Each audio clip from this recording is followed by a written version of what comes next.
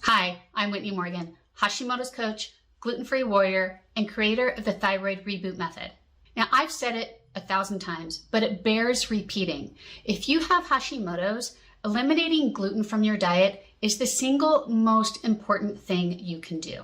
While most functional practitioners would definitely agree with this statement, there are still some common myths about gluten that are circulating on social media, creating confusion, and honestly, putting people at risk. So in today's video, I am going to bust the 3 most common myths about gluten. But before we jump into it, go ahead and hit that subscribe button and the little bell next to it so you'll get notified every time I post a new video. Myth number 1, gluten sensitivity always causes digestive symptoms. When I talk to people about giving up gluten, I often hear things like, well, Whitney, I know I don't have a problem with gluten because I feel fine when I eat it. After further questioning, it becomes clear that what they mean by that is that when they eat gluten, they don't experience digestive symptoms like gas, bloating, abdominal pain, or diarrhea. But here's the thing.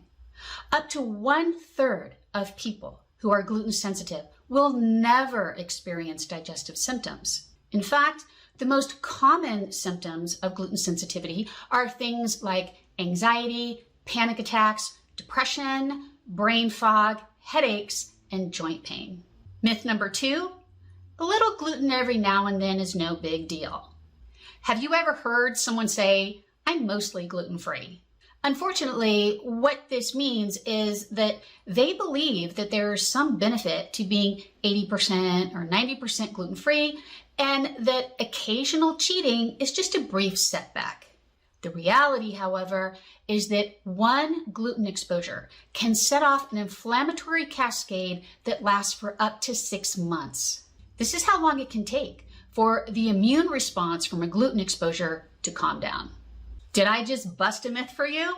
If you had an aha moment, go ahead and drop your favorite emoji in the comments. Okay, myth number 3. After eliminating gluten, it's safe to reintroduce it once you heal and seal your gut. Well, folks, this is a hard no. Research shows that gluten is one of the only foods to which the immune system creates memory B cells. What this means is that the immune system remembers gluten forever. No matter how long you avoid gluten or how much gut healing work you do, the immune system will always recognize gluten and respond with an inflammatory cascade. In other words, once you're gluten sensitive, you are always gluten sensitive. To learn more about rebuilding your thyroid function from the ground up and living your best gluten-free life, click on the link that I provide in the video notes. If you're watching the replay on Instagram, just head to my bio link. Thanks for watching. If you found this video helpful, you can let me know by liking it, subscribing to my channel, or sharing this video with a friend who has Hashimoto's or gluten sensitivity. And as always, if you have questions, drop them in the comments below. I do my best to answer each one. Thanks, and I'll see you next time. Bye.